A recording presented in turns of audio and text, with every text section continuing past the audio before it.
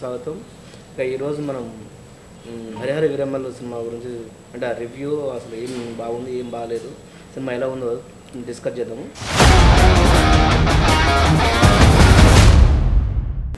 ఈ సినిమా దాదాపు ఒక 5 years ఎప్పుడో 2019లో స్టార్ట్ అయిన సినిమా అనేక వ్యయ ప్రయాసాలకు లోనై అనేక కష్టాలు పడి సినిమా రెండు కరోనాలు ఎదుర్కొని భారీ ఖర్చుతో చరిత్రాత్మకంగా ఎంతో భారీ అంచనాలతో ప్లాన్ చేసిన సినిమా ఈరోజు భారీగా రిలీజ్ అయింది. మరి సినిమా ఎలా ఉంది, గ్రాఫిక్స్ ఎలా ఉన్నాయి, కథ ఏంటి మన కలిగితో డిస్కస్ చేద్దాము. భానుతోటి. భాను, సినిమా చూసావా? చూసానండి, మార్నింగ్ చూడడం జరిగింది. సినిమా ఎలా ఉంది?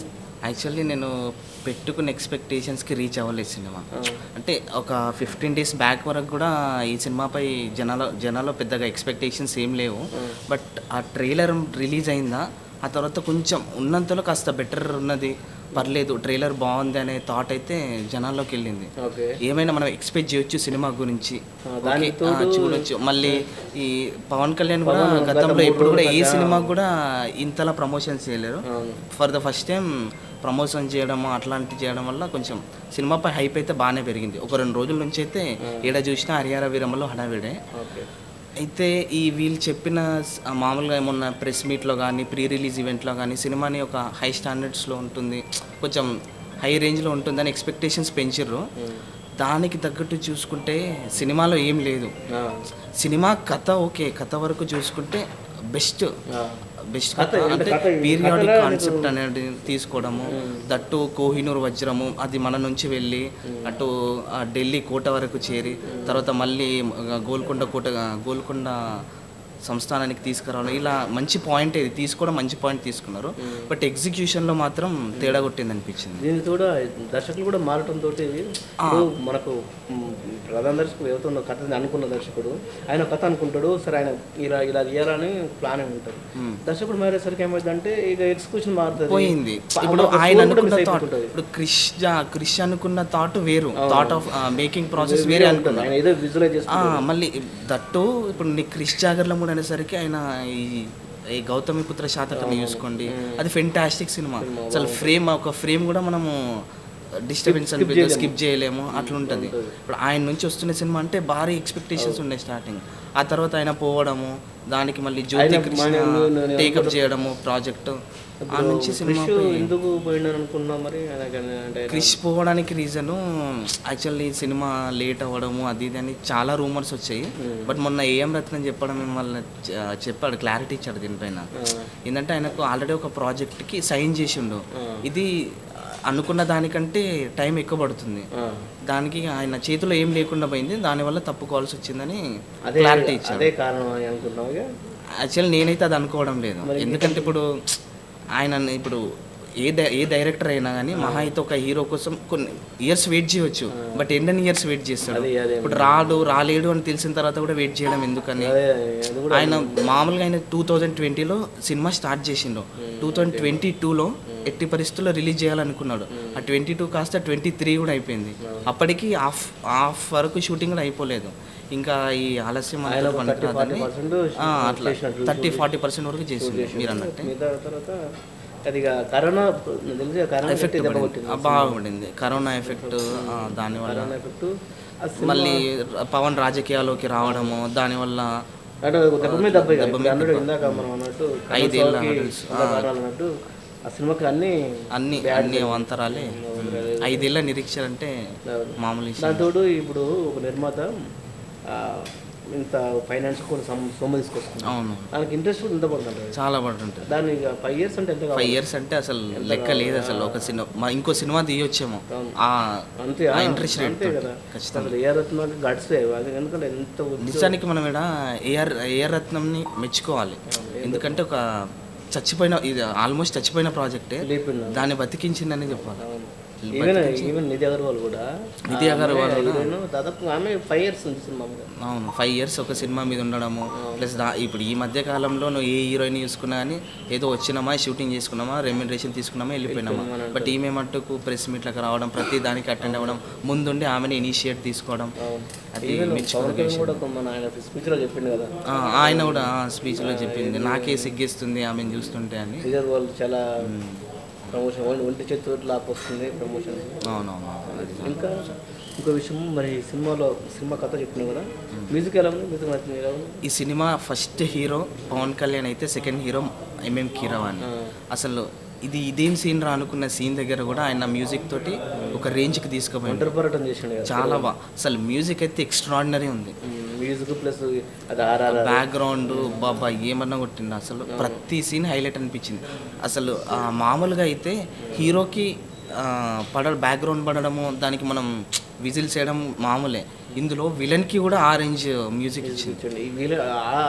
జస్ట్ ఆ సీన్సే కాదు, అంటే కొన్ని సీన్స్ కొన్ని ఎట్లా ఉన్నాయి, ఆ సీన్ చాలా ఆయన వరకు ఆయన ది బెస్ట్ అవుట్పుట్ ఇచ్చిందని చెప్పాలి. ఆయన కూడా చాలా గట్టిగా ప్రయత్నం పనిచేసింది. ఇంకోటి గ్రాఫిక్స్ మీద గ్రాఫిక్స్ గురించి ఎంత తక్కువ మాట్లాడుకుంటే అంత బెటర్ ఏమో. అసలు అది గ్రాఫిక్సా లేదంటే ఇంకేమైనా మన చిన్నపిల్ల వీడియో గేమ్ అనుకున్నారా ఏమో కానీ అసలు అది గుర్రం మీద పోతా ఉంటే ఆ సీన్లు అయితే నవ్వు వచ్చేసింది నాకు.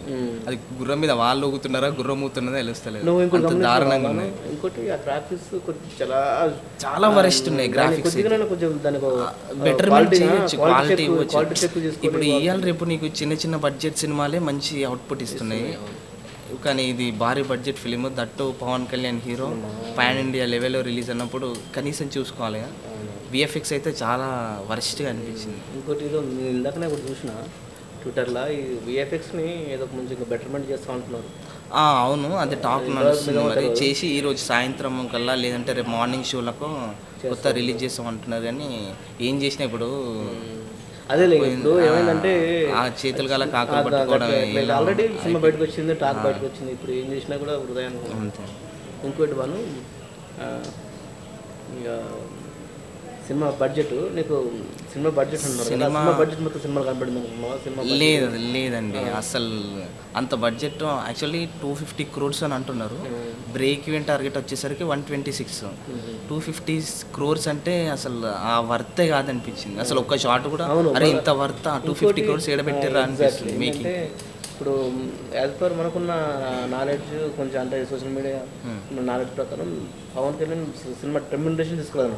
So Pawan Kalyan major remuneration తీసుకోకపోతే సినిమా మొత్తం క్వాలిటీ మేకింగ్ క్వాలిటీ అన్నప్పుడు ఇప్పుడు పవన్ కళ్యాణ్ 50 crores అనుకున్నాను, 50 crores తీసుకోలేడు అంటే ఆ 50 crores నువ్వు మేకింగ్ కనపడాలి కదా, కానీ లేదా సీజీ వర్క్ అయితే దారుణం. అసలు ఒక్కో సీన్ అసలు సీజీ మన కళ్ళ ముందే కనిపిస్తుంది, అరే ఏంద్రా నాయన ఇంత ఇలా చేశారని. అవునవును, కొన్ని షార్ట్స్లలో మనకు క్లియర్ కనపడుతుంది. ఇప్పుడు అది ఉంటుంది కదా, అదైతే అది పట్టుకున్నట్టు కూడా అదేంది మన లేదు, అదే కదా. మరి అంత పూర్ విఎఫ్ఎక్స్, అసలు పూర్ విఎఫ్ఎక్స్ అది చూసుకుంటే తెలుస్తుంది, కనిపిస్తుంది. ఇంకోటి హీరోయిన్ యాక్టింగ్ అని ఇంకా కొన్ని ఉన్నాయి కదా, వాళ్ళ పరిస్థితి. హీరోయిన్ యాక్చువల్లీ నేను అనుకుంది ఏంటంటే హీరోయిన్ రోల్ ఎక్కువ ఉంటుందేమో అని ఎక్స్పెక్ట్ చేసిన నేను, బట్ పెద్దగా అంత స్కోప్ ఉన్న రోల్ అయితే పర్లేదు. మధ్యలో అసలు హీరోయిన్ ఎప్పుడు పోయిందా అని కూడా మనకు తెలియలేదు, అలా సీన్ కట్ చేసిర్రు. కొన్ని సరే మన సినిమా ఫస్ట్ హాఫ్ మనకు కొంచెం స్పీడ్ అనిపిస్తుంది కదా, సెకండ్ హాఫ్ అవునవునండి. కొన్ని సీన్స్ ఉంటాయి కూడా, కొన్ని వాళ్ళ ప్రయాణంలో సరే ఢిల్లీకి పోయే ప్రయాణంలో మధ్య బ్రేక్ వచ్చినప్పుడల్లా ఏదో ఒకటి ఎలివేషన్ ఏంటంటే సినిమా కోసం అది ఎలివేషన్ కోసం కథ ఉన్నట్లేదు, కథ కోసం ఇప్పుడు అనవసరంగా ఎలివేషన్ వచ్చేసరికి అవసరం లేదు, పట్టుపోతుంది. ఆ స్పీడ్ అనేది అక్కడ తగ్గిపోతుంది, ఆ ఫ్లో మిస్ అయిపోతుంది. ఆ సింహం ఎందుకు వస్తుంది సార్, సింహం పులి, అది పులి వస్తుంది ఇట్ అంటే, అంటే పాత పరిచయం ఉన్నప్పుడు ఇట్ అంటే సరిపోతుంది, కానీ డైరెక్ట్ కొత్త పులి స్ట్రేంజ్ పులి అంతే కదా. ఇప్పుడు అంటే పోవడం అంటే దానికి కొన్ని మరి ఈవెన్ అది ఉంది కదా కూడా అవి ఏదో మాట్లాడడం, ఆ ఎక్స్ప్లెనేషన్ అంత వర్కౌట్ కావాలనిపించింది, మొత్తం లాజిక్ లెస్ అనిపించింది. మళ్ళీ నువ్వు కూడా గమనించినావా, సినిమా మొత్తం మనకు నైట్ అవునవును ఆల్మోస్ట్ నైటే. అంటే అది మరి పవన్ కళ్యాణ్ డేట్స్ అడ్జస్ట్ కాక చేసిరా, మరి ఆయన కాల్ షీట్లు కేవలం నైట్ మాత్రమే దొరికినాయి. అదే మార్నింగ్ మబ్బులో 2కి లేచి చేసిన అనేది something. Night second half almost నైటే ఉంది. ఇంకేం సినిమాలు ఏం నచ్చినాయి? సినిమాలో నచ్చిందంటే ఎంఎం కీరవాణి బ్యాక్గ్రౌండ్ ఒకటే, మిగతా అంతా యాజ్ యూజువల్గా చెప్పాలంటే పవన్ కళ్యాణ్ యాక్టింగ్ కూడా ముందు సినిమాలతో కంపేర్ కదా చేస్తే కొంచెం పెద్దగా పవన్ అనిపించలేదు. కళ్యాణ్ కూడా ఇప్పుడు సినిమాలలో ఇంతకుముందు సినిమాలలో కొంచెం అంటే ఒక జోష్ మనం ఉంటుంది, కుష్తో ఒక పోల్చలేము కానీ ఆ సినిమాలలో కొన్ని సినిమాలలో మంచి గ్లామర్ ఉంటాడు. ఇందులో కొంచెం కొంచెం ఎట్లుందంటే రా లుక్ కొంచెం సెట్ అవ్వాలి మేకప్ అని కొంచెం చెట్టు తీసుకోవాల్సి ఉండే అదే అదే కదా అవును. ఆ లుక్ అదొకటి కూడా బాగా సరిగా లేదు. సరిగా మనం చూస్తే ఫ్యాన్ గా ఇప్పుడు మామూలుగా ఒక ఫ్యాన్గా పవన్ కళ్యాణ్ మనము ఎక్కడో ఒక రేంజ్లో చూసుకుంటాము, బట్ స్క్రీన్ పై చూసేసరికి మాత్రం పెద్ద ఎఫెక్టివ్ అనిపించలేదు. ఫస్ట్ హాఫ్ లో వచ్చే బియర్డ్ లేని లుక్ అంటే మళ్ళీ మీరు గమనిస్తే ఒక సీన్లోనేమో గడ్డం ఉంటుంది, ఇంకో సీన్లో క్లీన్ షేవ్ ఉంటుంది అంటే కంటిన్యూటీ మిస్ అయ్యింది. కంటిన్యూటీ మిస్ అయిపోయింది. అది కొన్ని చాలా ఇప్పుడు అలా చేసినప్పుడు ఒక ఫ్లోలో పోతున్నప్పుడు మళ్ళీ గడ్డం సీన్ ఎందుకు యాడ్ చేయడం, షేవింగ్ చేసి చేయొచ్చు. కొన్ని సీన్లు అయితే అంటే కంటిన్యూటీ మిస్ అవుతుంది. అదే కదా ఫ్లో అవుతుంది. అంటే ఏదో చెప్పాలంటే దీన్ని అసలు ఇది కంప్లీట్ చేయాలన్నట్టు ఉన్నది ఇక కదా. అంతే ఏదో ఇక నా డీటెయిలింగ్ తక్కువ ఉంది. ప్లస్ ఏదో ఇక ఏఎం రత్నం ఆయన స్ట్రగుల్స్ చేసి ఆయన హడల్స్ చేసి పవన్ కళ్యాణ్ ముందుకొచ్చి సరే చేసేద్దాం సినిమా కంప్లీట్ చేద్దాం, కేవలం ప్రొడ్యూసర్ కోసమే సినిమా చేశాడేమో అని నాకు అనిపించింది, కంప్లీట్ చేసిందేమో. ఇంకా అదే చెప్పాలంటే పవన్ కూడా ఇప్పుడు చచ్చిపోయిన సినిమా అసలే లేపిండు. నువ్వు చూసుకుంటే ఆయనే కదా మెయిన్ రీజన్ పవన్ కళ్యాణ్. ఆయన రావడం, ఇంటర్వ్యూస్ ఇవ్వడం, అది 2-3 రోజుల నుంచి బజ్ వచ్చింది. ఇంకా మరి ఫస్ట్ డే ఎందుకు అసలు చేస్తాను అనుకున్నాను. ఫస్ట్ డే చేస్తలే, ఇప్పుడు టాక్ అవసరం లేదు. పవన్ కళ్యాణ్ సినిమాలంటే టాక్ అవసరం లేదు. ఫస్ట్ రోజు ఏం లేదన్నా 80 to 90 crore గ్రాస్ పక్క వస్తుంది అనుకుంటున్నాను. దట్టు ప్రీమియర్స్ నుంచే 20 to 30 crores వచ్చిందని బయట టాక్ వచ్చేసింది. అంటే ఈ లెక్కన ఇంకొక 50 crores ఈజీగా వచ్చేస్తుంది. ఆల్రెడీ టికెట్స్ కూడా చాలా సోల్డ్ అవుట్ అయిపోయాయి. ఫస్ట్ డే అయితే పర్లేదు, వచ్చేసేమో అనిపిస్తుంది టాక్. ఇంకా సినిమాలో అంటే నేను అనుకోవడము ఇప్పుడు సినిమా అబ్రప్ట్గా ఎండ్ చేసి అనిపిస్తుంది అని నాకైతే అది ఇంకో విషయం నేను చెప్పాలనుకున్నది. ఔరంగజేబు గురించి డిస్కస్ చేస్తారు కదా. అవునవును. ఔరంగజేబు అంటే చాలా పెద్ద లీడర్, పెద్ద దాదాపు ఇండియా మొత్తం కాంకర్ చేసిన రూలర్. ఔరంగజేబును అంటే ఇప్పుడు ఒక ఫిక్షనల్ క్యారెక్టర్ అంటే చాలా చిన్నది క్యారెక్టర్, వేరే వాళ్ళ క్యారెక్టర్. దానితోటి పోటీ అంటే అది నాకైతే కొంచెం అంటే సరిపోలేదేమో ఆ క్యారెక్టర్ కనిపించింది. ఎందుకంటే ఇప్పుడు నువ్వు చెప్పాలంటే మన చెవ్వ సినిమా వచ్చింది హిందీలో. సో అది మనకున్న క్యారెక్టర్, అది ఆల్రెడీ మన హిస్టరీ ఉన్న క్యారెక్టర్. సో ఆయన ఔరంగజేబు ఎదురుగా చేయడం, ఔరంగజేబు సైన్యం చంపేస్తుంది, అది వేరే. మనకు కొద్దిగా మనకు ఓకే ఇది లాజిక్ ఉంటుంది. ప్లస్ ఏంటంటే ఇప్పుడు కథ కోసము వాళ్ళకి కొత్త ఇరికించడానికి ఏం లేవు, అది ఉన్నది ఉన్నట్టు ఇప్పుడు సినిమాటిక్ యాంగిల్ లో తీసుకోవచ్చు. కానీ ఇక్కడ అసలు ఫిక్షనల్ క్యారెక్టర్ ఇది. ఈ ఫిక్షనల్ క్యారెక్టర్ మళ్ళీ ఇంకోటి నువ్వు కూడా గమనించావా, ఫస్ట్ దొంగ అంటారు. దొంగ పోయిన తర్వాత ఇది ఆయన పెద్ద మహోన్నతుడు నాకు పండితుల కోసం అంటే అంటే నాకైతే ఏమనిపించిందంటే స్టిక్ కాలేదు. ఇప్పుడు రాబిన్ హుడ్ టైప్ ఇప్పుడు చెప్పాలనుకున్న కథ స్ట్రైట్ గా చెప్పలేదని అనిపించింది కదా మనకు. కానీ అంటే నేను అనుకోవడం డైరెక్టర్స్ మారడం వల్ల సోల్ మిస్ అయిపోయిందమ్మా అనిపించింది కదా. ఇప్పుడు ఖచ్చితంగా ఏదైనా మంచి కథ అనుకుంటాడు, కానీ మరి తర్వాత చేర్పుల మార్పుల వల్ల ఏమైందో మరి కొంచెం ఎట్లయిపోయిందంటే కొద్దిగా ఈ సనాతన ధర్మం రక్షణ కోసం ఎట్లయిందంటే సనాతన ధర్మాన్ని రక్షించడం, హీరో బయలుదేరడం అట్లా వచ్చింది కదా. మనం ఫస్ట్ నుంచి మనం అప్పుడు సినిమా స్టార్ట్ అయినప్పుడు కూడా ఏమనుకున్నాం, రాబిన్ హుడ్ టైప్ ఉంటుంది, తర్వాత కథ మార్చడం అనిపించింది.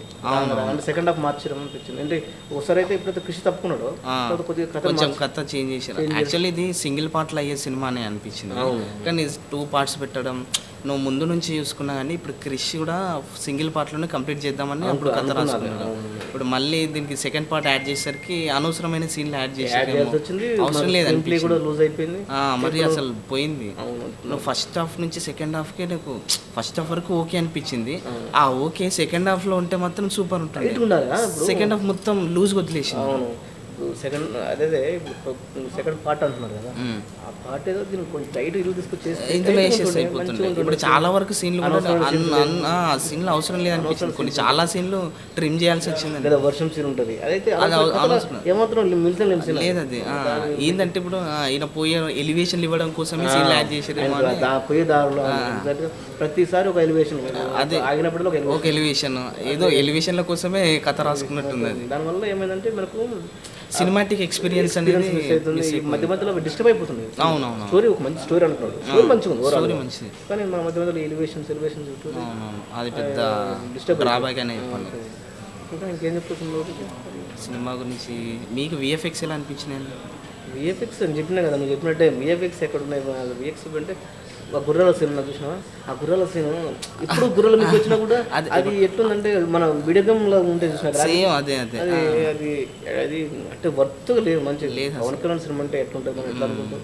అది తట్టు నువ్వు పీరియాడిక్ సబ్జెక్ట్ ఎంచుకున్నప్పుడు అంత ఎఫెక్ట్స్ కొద్దిగా ఎఫెక్ట్ ఉండాలి. ఎఫెక్ట్ కాకపోతే ఇంకో డ్రాబ్యాక్ నాకు తెలిసి అయితే పవన్ కళ్యాణ్ వల్లే సినిమా ఇలా అయిందేమో అని ఒక విధంగా అనిపిస్తుంది. ఎందుకంటే 30 రోజుల్లో కంప్లీట్ చేయాల్సిన సీన్ 3 రోజుల్లో కంప్లీట్ చేసారట. అంటే అంటే ఈయన డేట్స్ అడ్జస్ట్ కాలేవు, ఈయనకున్న బిజీ షెడ్యూల్ వల్ల. అంటే ఈయనది కారణం అని కాదు, ఈయనకున్న బిజీ షెడ్యూల్ వల్ల, యాక్టివ్ ఉండడం వల్ల అడ్జస్ట్ చేయలేకపోయిండు కాల్ షీట్స్. అడ్జస్ట్ చేయాల్సిన దాంట్లోనే వీళ్ళు ఇంకా అడ్జస్ట్ అవ్వడం వల్ల అవుట్పుట్ మిస్ అయిపోయింది, చాలా వరకు మిస్ అయిపోయింది. అసలు చెప్పాలంటే సినిమా పరంగా మంచి కథనే, కథ మంచిదే. నీకు ఫస్ట్ హాఫ్ కూడా స్టార్ట్ అవ్వడము, టేకింగ్ తీసుకోవడం బాగానే ఉంది. ఈవెన్ అక్కడ మన పోర్టుల సీన్స్ బాగానే ఉంటాయి, బాగానే ఉన్నాయి, చాలా బాగున్నాయి. అవి ధ్వజాలను దండించడం అది మంచిగా అనిపిస్తుంది, చాలా మంచి సీన్స్ అనిపిస్తుంది. ఫస్ట్ చూడగానే అది మంచిగా ఇంట్రెస్టింగ్ అనిపిస్తుంది. ప్లాట్ తీసుకోవడం, ప్లాట్లో ఎంటర్ అవ్వడం మాత్రం మంచిగా తీసుకుపోయిండు. తర్వాత మొత్తం కిందికి ఇట్లా డౌన్ చేసుకుంటూ మనకు ఎలివేషన్స్ పడతాం, అట్లా కొంచెం బోరింగ్ అనిపించింది. గ్రాఫిక్స్ అవును, అది కొద్దిగా మనకు అదొకటి మేజర్ బ్యాక్డ్రాప్ అనిపించింది. ఇది ఈరోజు విరమణ డిస్కషన్. న్యూస్ 18 తెలుగుని సబ్స్క్రైబ్ చేసుకోండి, చూస్తూనే ఉండండి. Thank you.